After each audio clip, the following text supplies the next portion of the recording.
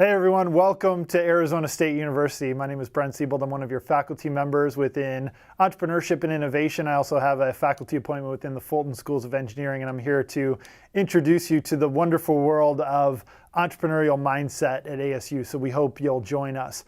So if you're unfamiliar with the ASU, you'll soon very much get into the swing of things over the next few weeks of this semester and the next few years while you're with us.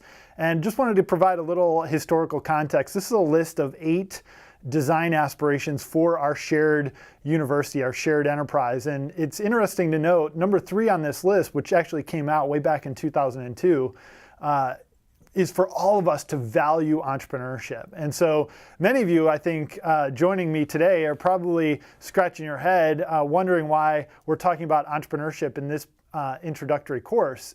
Doesn't that belong over in the business school? Well, the answer here at ASU is absolutely not. So what we're trying to do is actually redefine entrepreneurship as a means of solving for X, solving your problems, your challenges, addressing the opportunities that you see in the world and your friends and your family and your neighbors. And if you have an interest in global opportunities to make things better for other humans, that's the core nugget of entrepreneurship. So what we're not trying to do is turn you into an entrepreneur or startup or do some crazy app, or of course, if you want to do these things, we can certainly help you. But by and large, the vast majority of you have the innate ability to solve problems very well. And that's the fundamental aspect of entrepreneurship and of the entrepreneurial mindset. And all of this is grounded in something we call design thinking. And the core of design thinking is being empathetic to your fellow human and to other species, why not, animals, whatever you're into, right? The bottom line is we haven't figured it all out.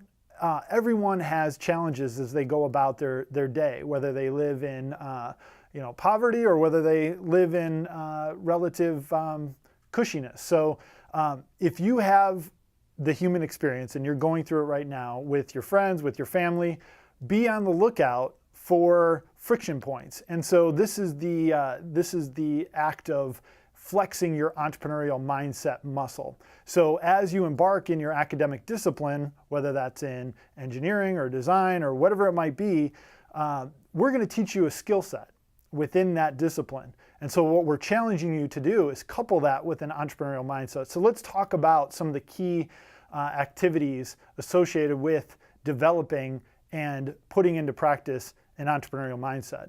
So first, you must be curious. So you have to be asking why, scratching your head. You have to really care. Yeah, I mean, if you care about, having a positive experience in life, curiosity tends to come with that. So whether you just want to know how something works or you're curious about how to remove friction or make things better, that's the starting point. So the first C, and I'm going to talk about 3 C's of entrepreneurial mindset, is to engage in curiosity as best you can. So don't be anxious and don't be like holed up because you're freaked out or you're on the edge, but you want to find that sweet spot of just asking probing questions when you don't know a lot about something or why something works the way it does.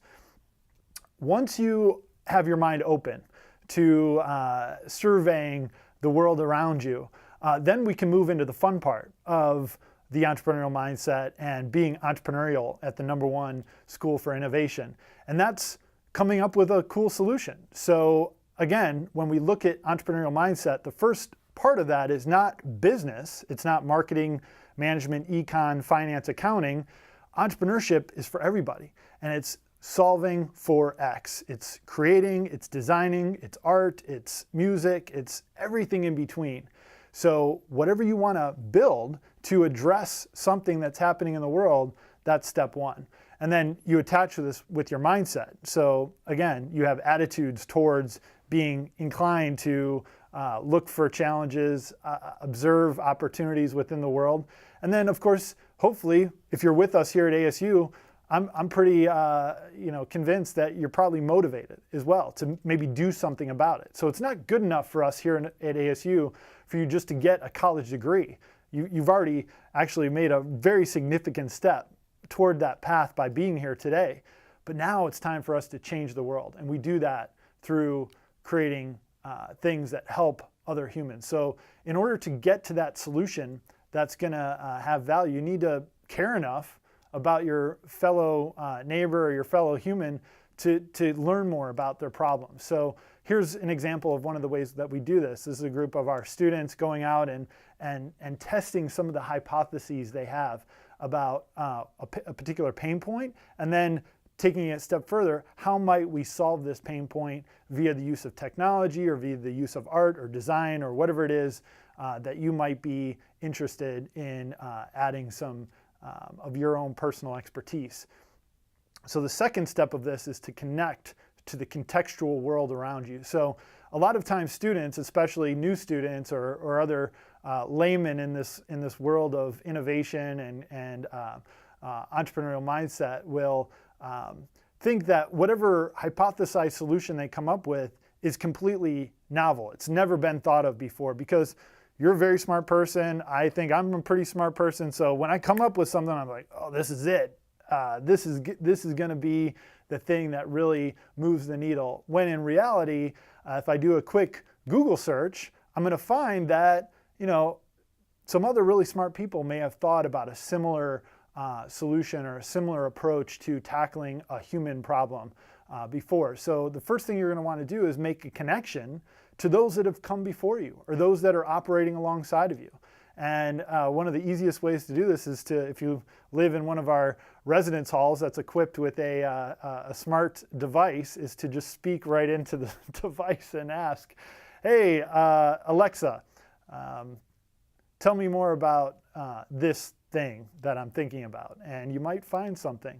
The other thing you can do is roll out of bed, go down to the lab, and start hacking together what your mind's eye sees as a potential solution on paper or with cardboard or whatever it might be, to move from that idea stage into the connection stage, to really get some feedback on what it is that you're building and what the features are and how those features might impact the humans you're hoping to help, yourself included, hopefully.